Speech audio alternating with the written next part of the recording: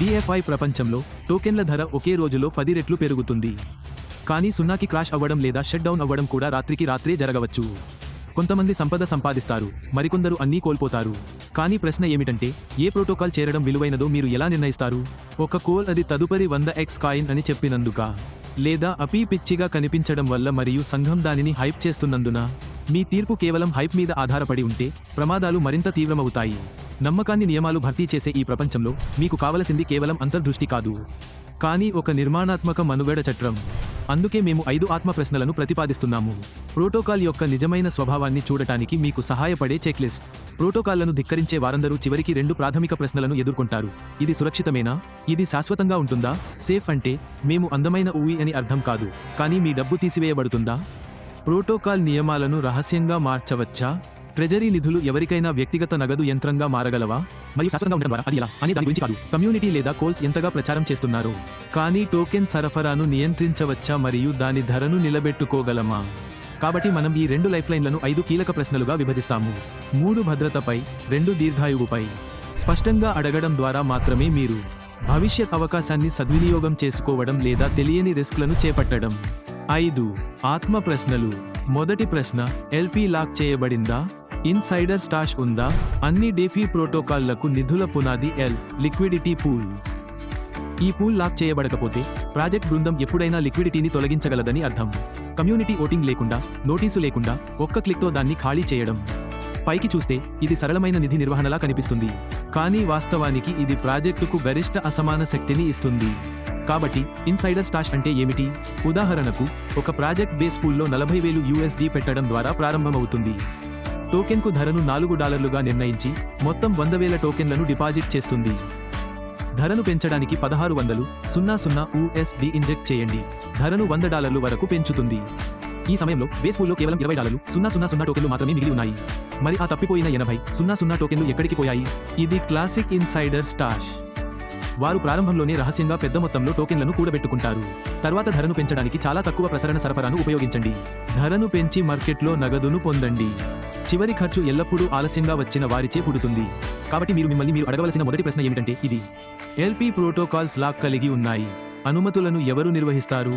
ఆర్క్లో మా ఎంపిక LP lock అనుమతులను శాశ్వతంగా త్యజించడం మరియు వాటిని ఎవరూ ఉపసంహరించుకోలేని విధంగా స్మార్ట్ కాంట్రాక్ట్ లాక్కి అప్పగించండి. అంతర్గత నిల్వను ట్రెజరీకి అందించండి. ఇది వాగ్దానం కాదు, ఇది కోడ్లో వ్రాయబడిన నియమం. మీరు పంపిన ప్రతి సందేశం వాస్తవానికి ప్రోటోకాల్ యొక్క ఎల్పీ పూల్లోకి శాశ్వతంగా లాక్ చేయబడుతుంది. 5 ఆత్మ ప్రశ్నలు. రెండవ ప్రశ్న, మెంటింగ్ కాంట్రాక్ట్ ఓపెన్ సోర్స్ కాదా? ఇందులో ఒక క్రూరమైన నిజం ఉంది. చాలా ప్రోటోకాల్లు నియమాలను కలిగి ఉన్నట్లు కనిపిస్తాయి, కానీ వాస్తవానికి అవి బహిర్గతం చేయబడవు. మెంటింగ్ ఒప్పందం ఓపెన్ సోర్స్ కాకపోతే అది ఎప్పుడు జరుగుతుందో ఎవరికీ తెలియదు. రహస్యంగా టోకెన్లను ముద్రించడం, ఆస్తులను తరలించడం లేదా నియమాలను నేరుగా మార్చడం. ఎల్పీ పూల్ శాశ్వతంగా లాక్ చేయబడినా కూడా అపరిమిత మింటింగ్ ఫంక్షన్ ఇప్పటికీ తక్షణమే చిరునామాను ఖాళీ చేయగలదు. కాబట్టి రెండవ ప్రశ్న ఏమిటంటే, ఈ ప్రోటోకాల్ యొక్క మింటింగ్ నియమాలు నిజంగా ఓపెన్ సోర్స్ అవునా? మార్చలేనిది మరియు ఆడిట్ చేయదగినది. ఆర్క్ విధానం. అన్ని కోర్ కాంట్రాక్టులు పూర్తిగా తెరిచి ఉన్నాయి. యజమాని అనుమతులు తీసివేయబడిన సోర్స్ కాంట్రాక్టులు గొలుసుపై అమలు చేయబడిన తర్వాత ఎవరూ వాటిని సవరించలేరు, మరియు ఏవైనా మార్పులకు పాలనా నిర్ణయాలు అవసరం. 5 ప్రశ్నలు. మూడవ ప్రశ్న, ట్రెజరీ బహుళ, సిగ్ మరియు పారదర్శకంగా ఉందా? DFAI ప్రోటోకాల్ల యొక్క అన్ని ప్రధాన ఆస్తులు ట్రెజరీలో ఉంచబడతాయి, కానీ ఈ ట్రెజరీ ఇది ఒక క్లిక్తో ఉపసంహరించుకోగల వ్యక్తిచే నిర్వహించబడుతుందా లేదా నియంత్రించబడుతుందా? ఒకే చిరునామాకు నియంత్రణ ఉంటే, ఎంత TVL అయినా లేదా ఎంత పెద్ద ట్రెజరీ అయినా ఇప్పటికీ ఒక రిస్క్. దాన్ని ఖాళీ చేసి మానిప్యులేషన్ గేమ్గా మార్చవచ్చు. కాబట్టి అడగవలసిన మూడవ ప్రశ్న ఏమిటంటే, ట్రెజరీకి మల్టీ సిగ్ ఉందా? పాలనా యంత్రాంగం గొలుసు కట్టు మీద ఉందా? ఆర్క్ విధానం.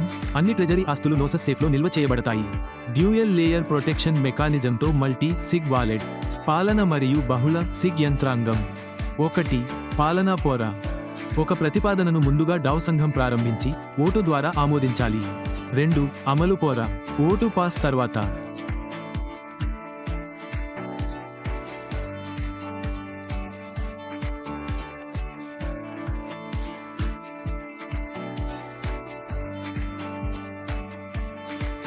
అల్గోరిథమిక్ నాన్ స్టేబుల్ కాయిన్ అంటే ఏమిటి?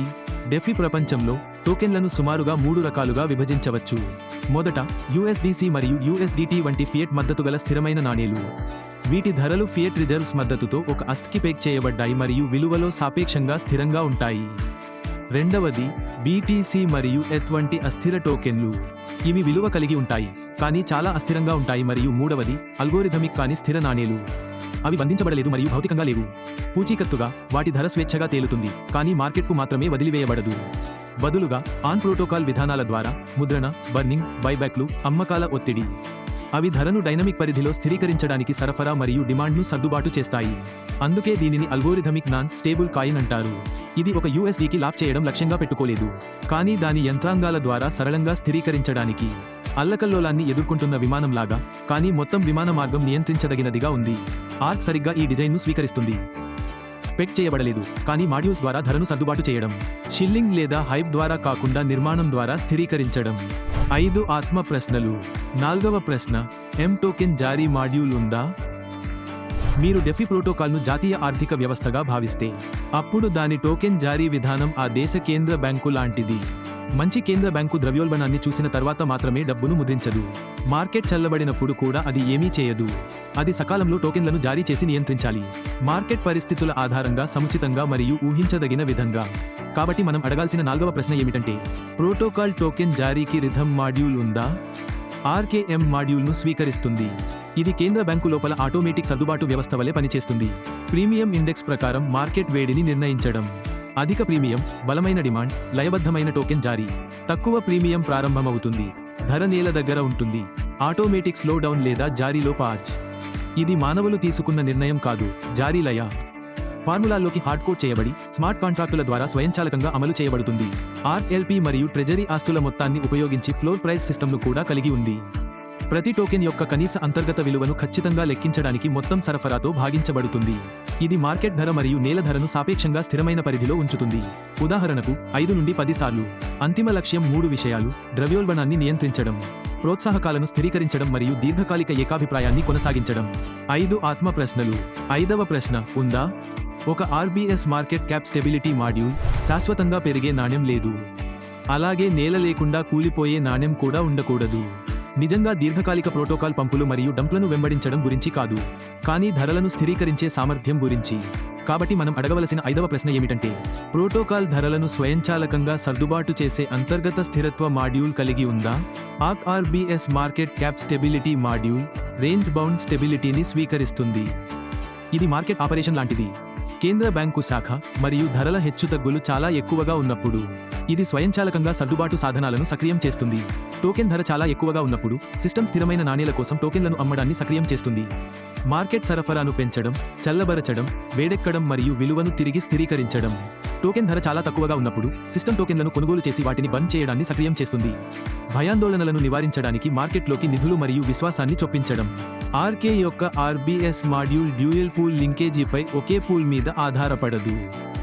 LP pool plus treasury pool సంయుక్తంగా ధరలను నియంత్రిస్తాయి. LP పూల్ స్టేబుల్ నాణేలు సరిపోకపోతే మరియు ధర పడిపోతే RBS ట్రెజరీ స్టేబుల్ నాణేలను LP పూల్లోకి బదిలీ చేస్తుంది. LP పూల్లో చాలా స్థిరమైన నాణేలు ఉండి ధర పెరిగితే RBS LP పూల్ స్టేబుల్ నాణేలను తిరిగి ట్రెజరీకి బదిలీ చేస్తుంది. RBS కాంట్రాక్ట్ మాడ్యూల్ ద్వారా LP మరియు ట్రెజరీ తగినంత స్టేబుల్ కాయిన్ నిల్వలను నిర్వహిస్తూనే ఒకదానితో ఒకటి అనుసంధానించబడి ఉన్నాయి. మార్కెట్ మారిన వెంటనే RBS యాక్టివేట్ అవుతుంది, ఆటోపైలట్ విమాన మార్గాన్ని సరిచేసినట్లు. అంతిమ లక్ష్యం స్థిరమైన ధరను నిర్వహించడం కాదు, కానీ ధరల హెచ్చుతగ్గులు ఎల్లప్పుడూ ఉండేలా చూసుకోవడానికి. ఇది సిస్టమ్ ద్వారా సెట్ చేయబడిన నియంత్రించదగిన పరిధి. యంత్రాంగాన్ని అర్థం చేసుకోండి మరియు మీరు ప్రమాదాన్ని అంచనా వేయవచ్చు. సరైన ప్రశ్నలు అడగండి, మీరు నమ్మకంగా పాల్గొనవచ్చు. ఈ రోజు మనం నాణ్యం ధరను చూడటం లేదు, కానీ ప్రోటోకాల్ యొక్క అంతర్లీన క్రమాన్ని చూస్తున్నాము. చాలా ప్రోటోకాల్లు ఇప్పటికీ V1 దశలోనే నిలిచిపోయాయి. ఒకే ఒక ఒప్పందం, ఎటువంటి లింకేజీ లేని ఒకే పూల్. LP పూల్ మరియు ట్రెజరీ మధ్య నియంత్రణ సాధనాలు లేకుండా బుడగలు, పగిలిపోవడం లేదా క్రాష్లను నిర్వహించలేకపోవడం. అవి వేడిగా ఉన్నప్పుడు ఉప్పొంగుతాయి మరియు చల్లగా ఉన్నప్పుడు కూలిపోతాయి. కానీ ఆర్క్ లాంటి V3 ఆర్కిటెక్చర్ 5 స్మార్ట్ మాడ్యూళ్ల ద్వారా నిర్మించబడి స్థిరమైన చక్రాన్ని ఏర్పరుస్తుంది. 1. M issuance module. ప్రీమియం ద్వారా లయను సర్దుబాటు చేయడం, సరఫరా మరియు డిమాండ్ను స్థిరీకరించడం. 2. RBS stability module. అస్థిరతను నియంత్రించడానికి ఎగువ మరియు దిగువ గోడలు, విలువను కాపాడటం. 3వ treasury module. Governance plus multi. పారదర్శక ఆస్తులతో. 4. Modular design. స్టాక్ చేయగల, అప్గ్రేడ్ చేయగల మరియు పరిణామం చెందగల. 5. వికేంద్రీకృత పాలన. Protocol hard code on chain నియమాల నమ్మకం ఆధారంగా. ఇది హైప్, చిల్లింగ్ మరియు భావోద్వేగాలతో కూడిన ఆట కాదు, కానీ ప్రాథమిక అంశాలు, యంత్రాంగాలు మరియు పారదర్శకతపై నిర్మించిన నాగరికత ప్రయోగం. 5 ఆత్మ ప్రశ్నలు మీకు తీర్పు నియమాల చట్రాన్ని అందిస్తాయి.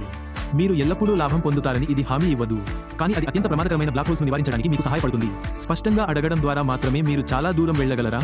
మీరు పాల్గొనేది కేవలం డెఫీ ప్రాజెక్ట్లో మాత్రమే కాదు, అది పెరుగుతుంది, కానీ ఆర్థిక క్రమం ఒప్పందాలలో వ్రాయబడి నిర్మాణం ద్వారా నిర్వహించబడుతుంది.